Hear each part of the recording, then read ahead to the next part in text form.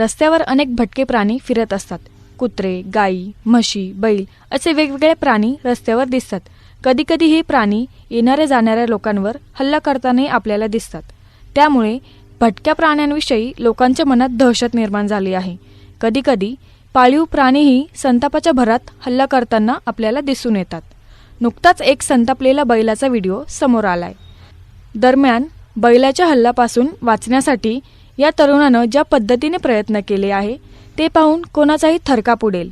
ही घटना उत्तर प्रदेशमधील गाझियाबाद या ठिकाणी घडली आहे. या व्हिडिओमध्ये तुम्ही पाहू शकता भर बाजारात गाय आणि बैलामध्ये थरारक अशी झुंज लागते. यावेळी गाय आणि बैल दोघेही या भांडणात आजूबाजूच्या दुकानाला धडकताना आपल्याला दिसतात. या दोघांची झुंज इतकी भयानक होती की यामध्ये कुणीही आला तर तो जीवानिशी जाऊ शकेल अशी परिस्थिती होती. दरम्यान एक तरुण या दोन्ही जनावरांमध्ये अडकला.